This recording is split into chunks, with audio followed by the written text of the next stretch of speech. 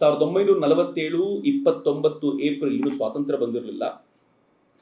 ಅಸ್ಪೃಶ್ಯತೆ ಅನ್ನೋದನ್ನು ಕಾನೂನಿನಡಿಯಲ್ಲಿ ಭಾರತದಲ್ಲಿ ನಿಷೇಧ ಮಾಡಲಾಯಿತು. ಇನ್ಯಾರೂ ಅಸ್ಪೃಶ್ಯತೆ ಆಚರಣೆ ಮಾಡುವಂತಿಲ್ಲ, ಮಾಡಿದರೆ ಅದು ಕಾನೂನು ಬಾಹಿರವಾಗಿರುತ್ತೆ, ಅದಕ್ಕೆ ಶಿಕ್ಷೆ ಆಗುತ್ತೆ ಅಂತ ಎಲ್ಲ ಪತ್ರಿಕೆಗಳು ಬರೆದವು. ನ್ಯೂಯಾರ್ಕ್ ಟೈಮ್ಸ್, ಜಗತ್ತಿನ ಪತ್ರಿಕೆಗಳ ಬಗ್ಗೆ ನಾನು ಮಾತನಾಡ್ತಿದ್ದೀನಿ. New York Times, the News Chronicle, New York Herald, Tribune ಎಲ್ಲವೂ ಹೊಗಳಿ ಬರೆದವು. ಯಾರನ್ನ? ಮಹಾತ್ಮ ಗಾಂಧೀಜಿನ. ಯಾವ ಪತ್ರಿಕೆಯೂ ಕೂಡ, ಜಾಗತಿಕ ಪತ್ರಿಕೆಯು ಬಾಬಾ ಸಾಹೇಬರ ಹೆಸರನ್ನು ಉಲ್ಲೇಖ ಕೂಡ ಮಾಡಲಿಲ್ಲ. ಬಾಬಾ ಸಾಹೇಬರ ಜೀವನವನ್ನು ಬರೆದ ಧನಂಜಯ ಕೀರ್ ಹೇಳ್ತಾರೆ, ಬಾಬಾ ಸಾಹೇಬ್ ಅಂಬೇಡ್ಕರ್ ಅಂತವರಿಗೆ ಈ ಪರಿಸ್ಥಿತಿ ಆದರೆ ಇನ್ನು ಅಸ್ಪೃಶ್ಯತೆಯ ವಿರುದ್ಧ ಹೋರಾಟ ಮಾಡಿದಂಥ ಫುಲೆ, ದಯಾನಂದರು, ಶ್ರದ್ಧಾನಂದರು, ಸಾವರ್ಕರು ಇವರ ಹೆಸರಿಗೆಲ್ಲ ಸ್ಥಾನವೇ ಇರಲಿಲ್ಲ ಬಿಡಿ. ಎಲ್ಲ ಪತ್ರಿಕೆಗಳು ಕಾಂಗ್ರೆಸ್ಸನ್ನು ಹೊಗಳಿದ್ವು, ಮಹಾತ್ಮ ಗಾಂಧೀಜಿನ ಹೊಗಳಿದ್ವು. ಅವರಿಂದಾಗಿ ಇವತ್ತು ಭಾರತದಲ್ಲಿ ದೊಡ್ಡ ಬದಲಾವಣೆ ಬಂತು ಅಂತ. ಆದರೆ ಗೊತ್ತಿರಲಿ ಮಹಾತ್ಮ ಗಾಂಧೀಜಿಯ ಧೋರಣೆ ಹೇಗಿತ್ತು ಅಂತಂದರೆ, ಅಸ್ಪೃಶ್ಯತೆ ತಂತಾನೇ ನಿಧಾನವಾಗಿ ಹೋಗುತ್ತೆ, ಯಾಕೆ ತಲೆ ಕೆಡಿಸ್ಕೊಳ್ತೀರಾ ಅಂತ. ಇದು ನಾಳೆಯೇ ಹೋಗಬೇಕು ಅಂತ ಹಠ ಹಿಡಿದು ಆ ಇಡೀ ಸಮೂಹವನ್ನು ಸಂಘಟಿಸಿಕೊಂಡು ಹೋರಾಟ ಮಾಡಿ ಇದನ್ನು ಗಳಿಸ್ಕೊಳ್ಳಿಕ್ಕೆ ಕಾರಣವಾಗಿದ್ದ ವ್ಯಕ್ತಿ ಇವತ್ತು ಬ್ಯಾಕ್ ಸೀಟಲ್ಲಿ ಕೂತಿದ್ರು. ಏನು ಮಾಡಲಿಕ್ಕಾಗೋದಿಲ್ಲ, ಇತಿಹಾಸ ಹೇಳುವಂಥದ್ದು ಅಂತ. ಕೊನೆಗೆ ಅಲ್ಟಿಮೇಟ್ಲಿ ಆಗಸ್ಟ್ ಬರೋ ವೇಳೆಗೆ ಕಾಂಗ್ರೆಸ್ ವಿಭಜನೆಗೆ ಪೂರ್ಣ ಒಪ್ಪಿಗೆ ಕೊಡ್ತು. ಮಹಾತ್ಮ ಗಾಂಧೀಜಿ ಮತ್ತು ನೆಹರು ಈ ವಿಭಜನೆ ಆಗಬೇಕು ಅನ್ನೋದಕ್ಕೆ ತಮ್ಮ ಪೂರ್ತಿ ಫೋರ್ಸನ್ನು ಹಾಕಿ ಇಡೀ ತಮ್ಮ ಟೀಮನ್ನು ಒಪ್ಪಿಸುವಂಥ ಸ್ಥಿತಿಯಲ್ಲಿದ್ದರು. ಆಗ ಬಾಬಾ ಸಾಹೇಬರು ಏನು ಮಾಡ್ತಿದ್ರು ಗೊತ್ತಾ? ಭಾಳ ಬಾರಿ ಇವೆಲ್ಲ ಗೊತ್ತಿಲ್ಲದೆ ಹೋಗಿದ್ದಕ್ಕೆ ನಮ್ಗೆ ಭಾಳ ಗೊಂದಲಗಳಿವೆ ಅಷ್ಟೇ. ಬಾಬಾ ಸಾಹೇಬರು ಏನು ಮಾಡ್ತಿದ್ರು ಗೊತ್ತಾ? ಈ ಪ್ರಿನ್ಸ್ಲಿ ಸ್ಟೇಟ್ಸ್ನಲ್ಲಿ ಕೆಲವು ಭಾರತದಿಂದ ದೂರ ಇರೋದಕ್ಕೆ ಪ್ರಯತ್ನ ಪಡ್ತಿದ್ರು. ಪಾಕಿಸ್ತಾನಕ್ಕೂ ಹೋಗೋದಿಲ್ಲ, ಆದರೆ ಸೆಪರೇಟ್ ಕಂಟ್ರಿ ಆಗಿರ್ತೀವಿ ಅಂತ. ಒಂದು ತಿರುವಾಂಕೂರ್ ಇತ್ತು, ಈ ಕಡೆ ಹೈದರಾಬಾದ್ ಇತ್ತು.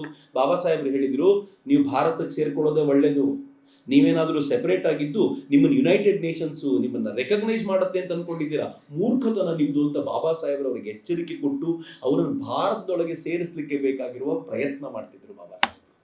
And we call anti national ಪ್ರೊಟೆಸ್ಟ್ಗಳಲ್ಲಿ ಬಾಬಾ ಸಾಹೇಬರನ್ನ ಮುಂದಿಟ್ಕೊಂಡು ಹೋರಾಟ ಮಾಡ್ತಿರ್ತೀವಿ. ಬಾಬಾ ಸಾಹೇಬರು ಹೇಳಿದರು, ಬೇರಾರ್ನ ರಾಜ ಇದ್ದಾನೆ, ಆ ಬೇರಾರ್ನ ರಾಜನನ್ನು ಈಗಲೇ ಮಾತನಾಡಿಸಿ. ಬಾಬಾ ಸಾಹೇಬರು ದೂರದೃಷ್ಟಿ ಅದು. ಇನ್ನು ಕೆಲವೇ ದಿನಗಳಲ್ಲಿ ಒಂದು ಬ್ರಿಟಿಷರ ಜೊತೆಗೆ ಮಾಡ್ಕೊಂಡಿರುವಂಥ ಒಪ್ಪಂದ ಮುಗಿದೋಗುತ್ತೆ. ಒಪ್ಪಂದ ಮುಗಿದೋಗಿದ್ರೆ ಬೇರಾರ್ನ ರಾಜ ನಿಜಾಮನ ಜೊತೆ ಸೇರ್ಕೊಂಡು ಬಿಡ್ತಾನೆ, ನಮ್ಗೆ ಇನ್ನೊಂದು ತಲೆನೋವು ಶುರುವಾಗ್ಬಿಡುತ್ತೆ, ಈಗಲೇ ಮಾತನಾಡಿಸಿ ಅಂತ ಸಲಹೆ ಕೊಟ್ಟವ್ರು ಬಾಬಾ ಸಾಹೇಬರು ಅಂತ. ಬಾಬಾ ಸಾಹೇಬರು ಹೇಗಿದ್ರು ಅಂತಂದ್ರೆ, ಬೌಂಡ್ರಿ ಕಮಿಷನ್ ಅಂತ ಒಂದು ಕಮಿಷನ್ ಇತ್ತು, ಬೌಂಡ್ರಿ ಎಳೆಯೋದು, ಭಾರತದ ಗಡಿ ಹೇಗಿರಬೇಕು ಅಂತ. ಭಾರತದ ಗಡಿ ಎಳೆದಿದ್ದು ಹೇಗೆ ಗೊತ್ತಾ?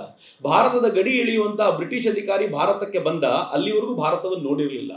ಅವನು ಭಾರತದ ಭೂಪಟವನ್ನು ಇಟ್ಕೊಂಡು ತಾನೇ ಒಂದು ಕಾಲ್ಪನಿಕವಾದ ಗೆರೆಯನ್ನು ಎಳೆದು, ಇದು ಭಾರತ, ಇದು ಪಾಕಿಸ್ತಾನ, ಇದು ಪೂರ್ವ ಪಾಕಿಸ್ತಾನ, ಇದು ಪಶ್ಚಿಮ ಪಾಕಿಸ್ತಾನ ಅಂತ ಭೂಪಟದ ಮೇಲೆ ಎಳೆದ ಗೆರೆಗಳು. ಬಾಬಾ ಸಾಹೇಬ್ರು ಅದನ್ನು ನೋಡಿ ಏನು ಹೇಳಿದ್ರು ಗೊತ್ತಾ? ಈ ಗೆರೆ ಬಹಳ ಡೇಂಜರಸ್ ಲೈನ್. ಇದು ಯಾಕೆ ಡೇಂಜರಸ್ ಲೈನು ಅಂತಂದ್ರೆ, ಇದು ಎಳೆದಿರುವಂಥ ರೀತಿ ಇದೆಯಲ್ಲ, ಇದು ನ್ಯಾಚುರಲ್ ಬೌಂಡ್ರಿ ಅಲ್ಲ. ಹೀಗಾಗಿ ಈ ಬೌಂಡ್ರಿಯನ್ನು ಕಾಪಾಡಿಕೊಳ್ಳೋದು ತುಂಬಾ ಕಾಸ್ಟ್ಲಿ ಆಗುತ್ತೆ ಬರೋ ದಿನಗಳಲ್ಲಿ. ಈಗಲೇ ಡಿಫೆನ್ಸ್ ಕಮಿಟಿ ಏನಿದೆಯೋ ಅದು ಮಾತನಾಡಬೇಕು. ನ್ಯಾಚುರಲ್ ಬೌಂಡ್ರಿ ಹಾಕಿ, ಬೇಕಿದ್ರೆ ಸ್ವಲ್ಪ ಒಳಗೆ ತಗೊಂಡ್ರು ಪರವಾಗಿಲ್ಲ, ಸ್ವಲ್ಪ ಆಚೆ ಕೊಟ್ಟರು ಪರವಾಗಿಲ್ಲ, ನಾವು ಮಾಡಬೇಕಾಗಿರೋದು ನ್ಯಾಚುರಲ್ ಬೌಂಡ್ರಿ ಇರಬೇಕು. ಆ ನ್ಯಾಚುರಲ್ ಬೌಂಡ್ರಿ ಅಂದರೆ ಬೆಟ್ಟ ಗುಡ್ಡಗಳು ಅದು ಬಂದು, ಈಗ ಹಿಮಾಲಯ ಒಂದು ನ್ಯಾಚುರಲ್ ಬೌಂಡ್ರಿ, ನಾವು ಅದನ್ನು ಕಾಪಾಡ್ಕೊಳ್ಳೋಕೆ ಬಹಳ ಖರ್ಚು ಮಾಡಬೇಕಾಗಲಿಲ್ಲ, ಯಾಕಂದ್ರೆ ಅದೇ ಬೌಂಡ್ರಿ ಆಗಿ ನಿಲ್ಲುತ್ತೆ. ಆದರೆ ಈ ಬೌಂಡ್ರಿ ನೀವೇನು ಹಾಕ್ಕೊಳ್ತಿದ್ದೀರೋ ಇದು ನ್ಯಾಚುರಲ್ ಬೌಂಡ್ರಿ ಅಲ್ಲ, ಬಹಳ ಡಿಸಾಸ್ಟರ್ಸ್ ಆಗುತ್ತೆ, ಬಹಳ ಕಾಸ್ಟ್ಲಿ ಆಗುತ್ತೆ ಅಂತ ಬಾಬಾ ಸಾಹೇಬ್ರು ಅವತ್ತು ಹೇಳಿದ್ರು. ಇವತ್ತಿಗೂ ಕಾಸ್ಟ್ಲಿ ಆಗಿದೆ ನಮಗೆ. ಡಿಫೆನ್ಸ್ ಕಮಿಟಿಯವರು ವರ್ಕ್ ಮಾಡಿ ಅಂತ. ಬಾಬಾ ಸಾಹೇಬರು ಫ್ಲಾಗ್ ಕಮಿಟಿಯ ಮೆಂಬರ್ ಆಗಿದ್ರು. ಈ ದೇಶಕ್ಕೆ ಧ್ವಜ ಯಾವ್ದು ಬೇಕು ಅಂತ ಸ್ವಾತಂತ್ರ್ಯದ ಹೊಸ್ತಿಲಲ್ಲಿ ಬಾಬಾ ಸಾಹೇಬರು ತಮ್ಮ ಮನೆಗೆ ಬಂದಾಗ, ಅವರು ಮನೆಗೆ ಬಂದು ಕೂತಿದ್ದಾಗ ಒಂದಷ್ಟು ಮರಾಠ ಲೀಡರ್ಸು ಮತ್ತು ಹಿಂದೂ ಮಹಾಸಭಾದ ನಾಯಕರು ಬಾಬಾ ಸಾಹೇಬರನ್ನ ಭೇಟಿ ಮಾಡ್ಲಿಕ್ಕೆ ಬರ್ತಾರೆ. ಬಂದ್ಬಿಟ್ಟು ಕೇಳಿದ್ರು, ಬಾಬಾ ಸಾಹೇಬ್ರೆ, ನಮ್ಗೆಲ್ರಿಗೂ ಒಂದು ಅಪೇಕ್ಷೆ ಇದೆ, ಈ ದೇಶದ ಧ್ವಜ ಕೇಸರಿ ಧ್ವಜ ಆಗಿರಬೇಕು. ಬಾಬಾ ಸಾಹೇಬರಿಗೆ ಕೇಳಿದ್ರು. ಬಾಬಾ ಸಾಹೇಬರು ಹೇಳಿದ್ರು, ಒಳ್ಳೆ ಆಲೋಚನೆ, ಮರಾಠ ಫರ್ವರ್, ಅದು ಒಳ್ಳೆ ಆಲೋಚನೆ, ಆದರೆ ಇದನ್ನ ನಾನು ಬೆಂಬಲಿಸ್ತೀನಿ, ನಾನು ಇದ್ರ ಬಗ್ಗೆ ಮಾತನಾಡ್ತೀನಿ, ಆದರೆ ಇದಕ್ಕೆ ಬೇಕಾಗಿರುವಂಥ ಪೂರಕ ಹೋರಾಟವನ್ನು ನೀವು ಸಂಘಟಿಸಬೇಕು, ನಾನು ಕಮಿಟಿಯಲ್ಲಿ ಮಾತನಾಡ್ತೀನಿ ಅಂತ. ಬಾಬಾ ಸಾಹೇಬರು ಫ್ಲೈಟ್ನಲ್ಲಿ ಹೊರಡುವಾಗ ಅಲ್ಲಿ ಮತ್ತು ಸಿಕ್ಕು ಅವರು ಮೀಟಿಂಗಿಗೆ ಹೋಗೋ ಸಂದರ್ಭದಲ್ಲಿ ಹಿಂದೂ ಮಹಾಸಭಾದ ನಾಯಕರು, ಕೆಲವು ಮರಾಠ ಲೀಡರ್ಸು ಬಾಬಾ ಸಾಹೇಬರಿಗೆ ಕೇಸರಿ ಧ್ವಜವನ್ನು ಹಸ್ತಾಂತರಿಸಿ ನಮ್ಮ ಪರವಾಗಿ ಮಾತನಾಡಬೇಕು ಅಂದರು. ಬಾಬಾ ಸಾಹೇಬರು ಹೇಳಿದ್ರು, ಖಂಡಿತ ನಾನು ಕೇಸರಿ ಧ್ವಜದ ಪರವಾಗಿ ಮಾತನಾಡ್ತೀನಿ, ಉಳಿದ ಸುತ್ತಮುತ್ತಲಿನ ಏನೇನು ಆಗಬೇಕು ಅದು ನೀವು ನೋಡ್ಕೋಬೇಕು ಅಂತ ಅವ್ರಿಗೆ ಹೇಳಿ ಬಾಬಾ ಸಾಹೇಬರು ಹೊರಡಬೇಕಾದ್ರೆ ತಮ್ಮ ಜೊತೆಗಾರರಿಗೆ ಹೇಳಿ ಅವ್ರು ನಗ್ತಿದ್ರಂತೆ.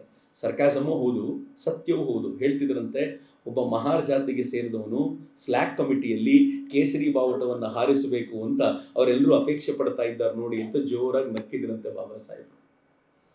May be sarcasm also. ಯಾವ ಮಹಾರನನ್ನ ಹಿಂದುವೇ ಅಲ್ಲ ಅಂತ ನಾವು ಹೇಳ್ತಿದ್ವೋ, ಆ ಮಹಾರನ ಕೈಯಲ್ಲಿ ಹಿಂದೂ ಫ್ಲಾಗ್ ಅನ್ನು ಕೊಟ್ಟು ಇದು ಭಾರತದ ಧ್ವಜವಾಗಬೇಕು ಅಂತ ನೀವು ಹೋರಾಟ ಮಾಡಬೇಕು ಅಂತ ನಾವು ಕೇಳ್ಕೊಳ್ತೀವಲ್ಲ, ಯೋಚನೆ ಮಾಡಬೇಕಾಗಿರುವಂಥ ಸಂಗತಿ ಅಂತ.